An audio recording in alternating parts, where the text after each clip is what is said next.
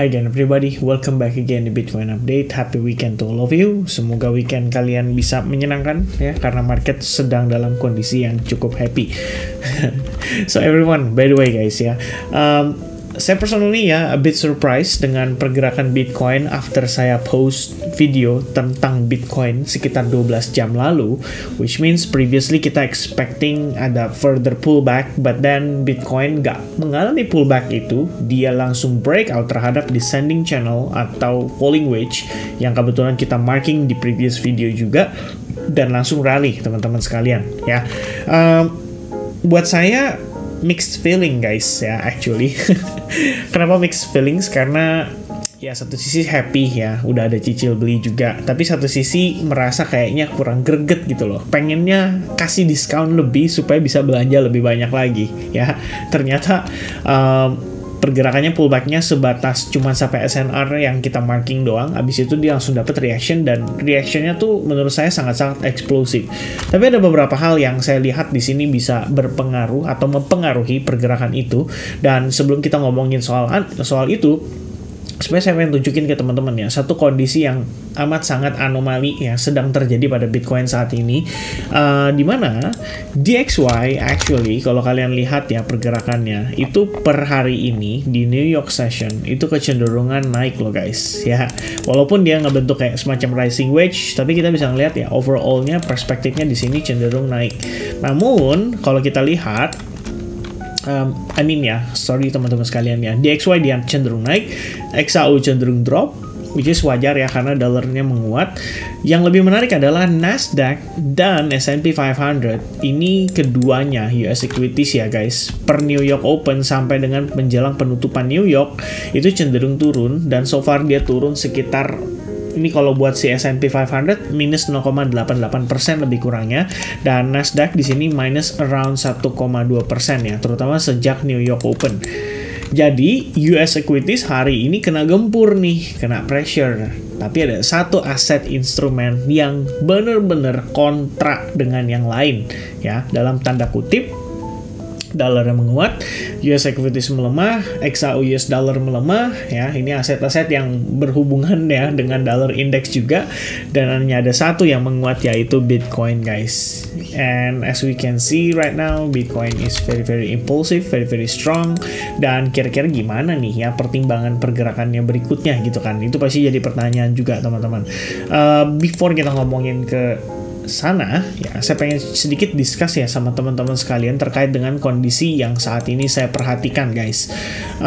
Pertama, beberapa kondisi positif ya yang bisa mendorong pergerakan Bitcoin hari ini cenderung nanjak, at least dari 6 jam lalu kan. Kalau kita lihat ya sekitaran jam 3 sore ya, sorry kita tarik dulu di sini ya, ini sekitar jam 8 ya, jam 8 malam ya. Kalau saya lihat sih dia start boosting itu, start meledaknya itu sekitar jam 12, jam 9 ya. Dari jam 9 dia udah mulai pumping really hard ya kan, breaking out from this channel and then testing SNR, especially exponential moving average 100 juga di sini masih menjadi part of the support. Jadi holding, habis itu dia mantul. Nah, kalau kita cek di sini ada satu yang kelihatannya memang secara sentimen ini amat sangat positif, terutama buat Binance guys. Jadi kalau kalian cek token BNB itu sebenarnya dia pumpingnya lumayan signifikan dan agresif juga. Jadi per informasi itu dirilis, kalian bisa lihat ya volume yang masuk itu benar-benar impulsif dan sangat signifikan. Dan kalau kita lihat di sini, kabar terbarunya itu adalah katanya Binance itu menerima approval ya atau persetujuan untuk invest customer fiat funds in United States Treasury bills. Jadi ibaratnya Binance di sini itu memperbolehkan untuk berinvestasi di USD bills. Ya, ini artinya teman-teman sekalian ya Binance makin oke lah ya progresnya, dan ini harusnya berlaku hanya untuk Binance US punya customer aja, which is ya tokenization harusnya berhubungan dengan real world asset juga lebih bisa mendapatkan money flow, dan yang utamanya adalah Binance-nya sendiri juga dapat kondisi yang cukup positif ya kalau kita lihat. Kemudian the next update yang kita perlu perhatikan adalah CBOE ya, ini adalah salah satu lembaga di Amerika Serikat yang berhubungan dengan exchange juga. Di sini sudah memberikan confirmation ya bahwa ETF untuk pengajuannya, yaitu VanEck, Invesco, Fidelity, 21 Shares, and Franklin Templeton itu akan di launch pada tanggal 23 Juli ya. Ada satu nama yang belum ada ya, yaitu BlackRock guys. Jadi kalau belum ada BlackRock ya kalem-kalem aja ya. Kalau udah ada BlackRock baru. Dan terkait dengan kondisi yang bisa saja men-trigger pergerakan hari ini menjadi sentimen yang amat sangat positif, itu adalah statement dari ya kalau kita lihat di sini Wealth Mastery by titik ya. Ini kebetulan di-share juga sama teman-teman di SAG. Saya baru tahu, kalau nggak di-share ya saya nggak tahu gitu kan. Rumor mengatakan bahwa Donald Trump akan memberikan pengumuman ya pengumuman di Nashville ya. Nashville itu adalah Bitcoin Conference yang akan diadakan pada akhir bulan ini, bahwa Donald Trump di sini akan mengumumkan kelihatannya ya strategi untuk menggunakan Bitcoin sebagai reserve asset dari negara Amerika Serikat. Dan ini adalah sebuah mass adoption yang amat sangat-sangat bullish ya, I think, for market guys. And I think ya very likely when Donald Trump udah kelihatan ya secara dia punya elektabilitas naik kayak begini, ini berarti market udah bergerak berdasarkan sentimen. Nah, which is banyak orang kan berspekulasi kalau Donald Trump menang, market bakal pumping hard gitu. I mean, before Donald Trump menang sekalipun, saya rasa market udah akan mendapatkan reaksi dan sentimen yang cukup positif. Ya, jadi per data tadi, per kondisi Bitcoin juga breakout, saya sempat inform di Telegram group ya, Bitcoin breaking out sebelum melanjutkan koreksi yang saya harapkan, which is tadi siang teman-teman. Bila kondisi seperti ini, very likely kita bisa lihat BTC testing ke 67k soon, and let's see how the pullback ya teman-teman sekalian. Turns out 67 ya langsung dites per malam hari ini juga di sepanjang sesi New York. Kita ngelihat di sini itu adalah area support resistance ya terhadap Bitcoin, dan kita tuh ketahannya pas di situ.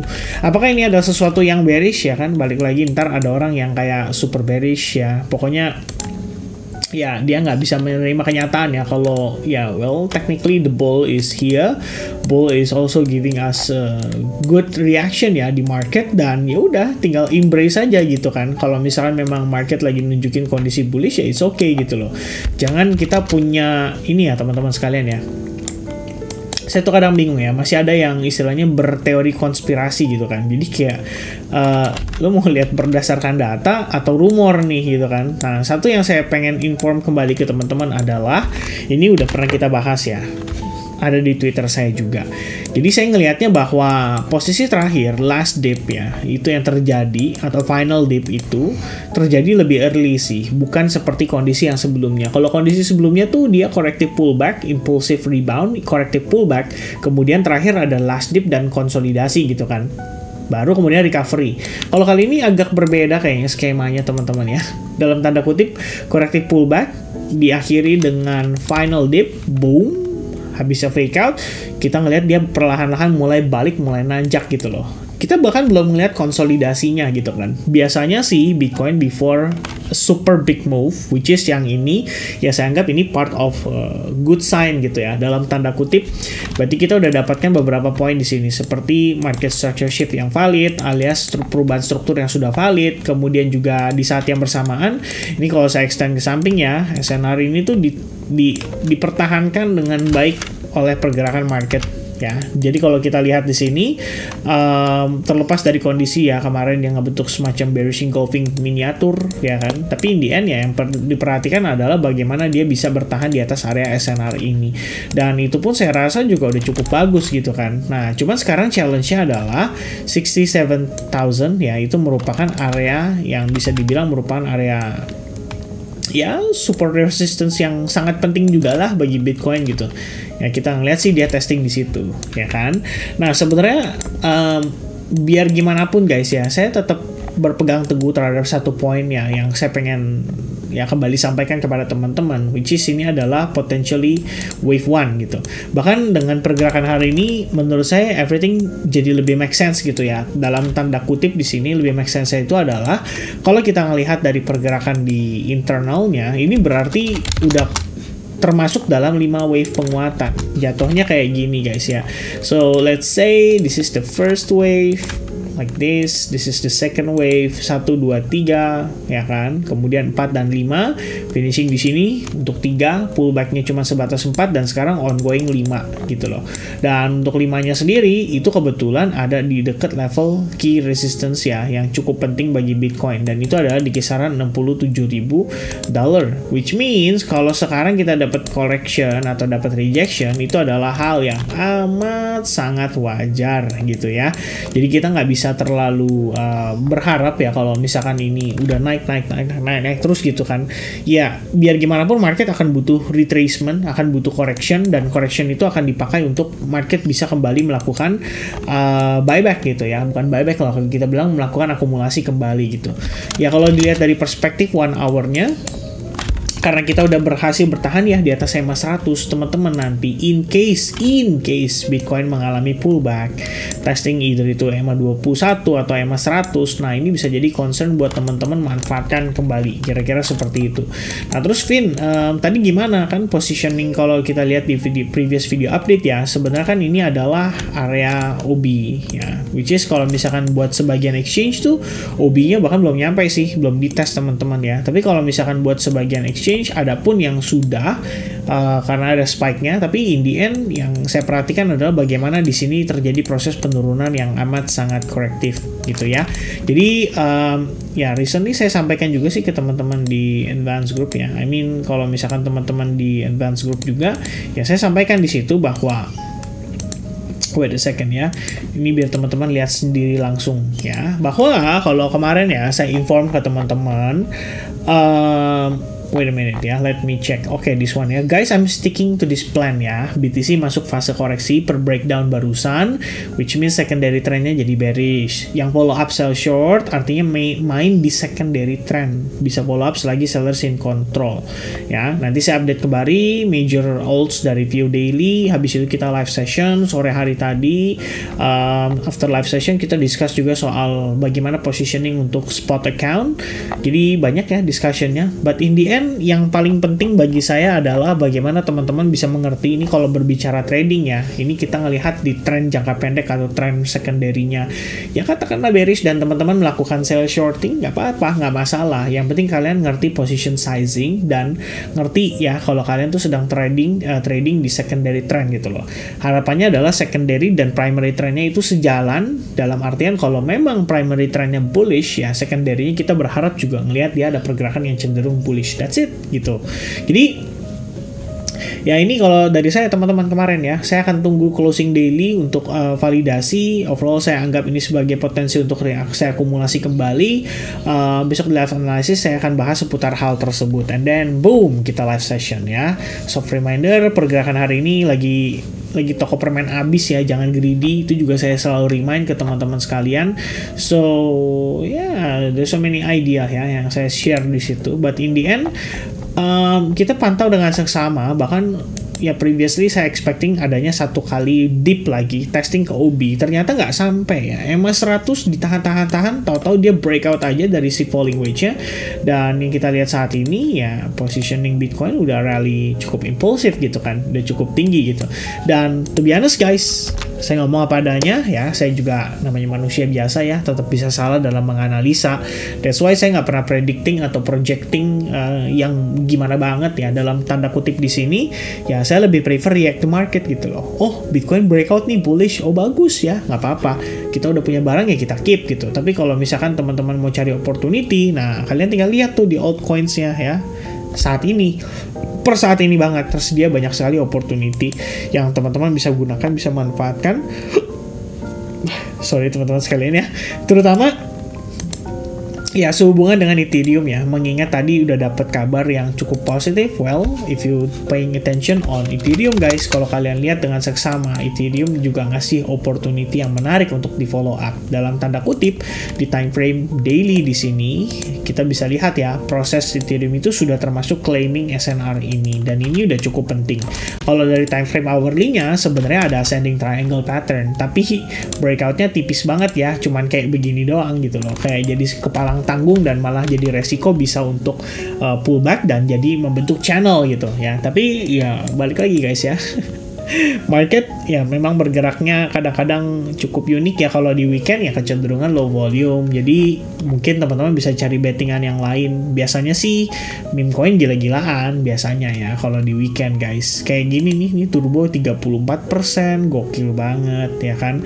And then we have Bong ya, currently up about 17%, PP udah lagi up 8% ya. Ini juga udah expecting dia pullback, abis itu dia mantul ya. Bener ya, dapat reaction di situ cukup baik sekali.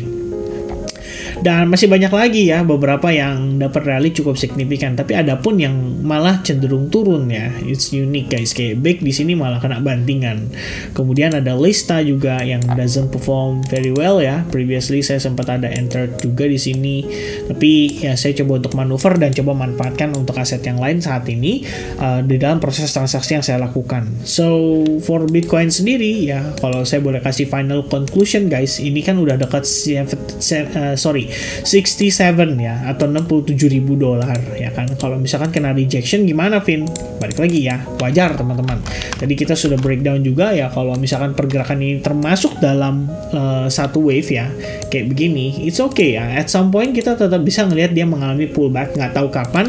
Cuman untuk saat ini ya, ini yang bisa jadi pertimbangan teman-teman untuk ya buat apa FOMO gitu kan. Lebih baik wait for a good deal dan kalian baru considering untuk masuk. Oke, so for now update yang saya bisa berikan lebih kurangnya seperti itu.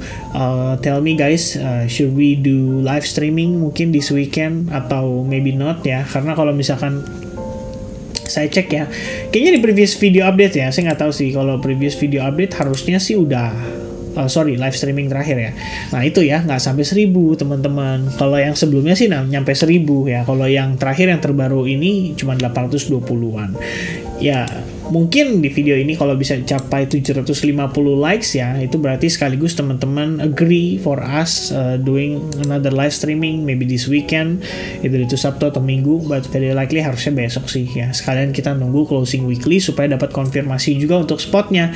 Plus teman-teman sekalian, berarti at least ya we are happy guys, mengingat CoinGlass ya. Jadi CoinGlass Bitcoin History ya, CoinGlass Bitcoin History. Kita lihat nih teman-teman. Ini wah bener ya, sesuai ekspektasi sebetulnya ya. Kalau kita lihat every time June itu berakhir merah, biasanya Julinya tuh positif gitu loh. Sekarang ya, ini kita lihat nih, Juni merah, Juli positif, Juni merah, Juli positif, Juni merah, Juli positif, Juni merah, Juli positif. Sekarang Juni merah, ya Julinya harusnya sih mudah-mudahan positif. Itu aja teman-teman sekalian ya, sebagai penutupnya. Don't forget to hit the likes button, 750 likes ya, 750 likes button atau 750 likes, kita live streaming lagi. Okay, God bless to you all and I'll see you guys again in the next update. Happy weekend, cheers and bye bye guys.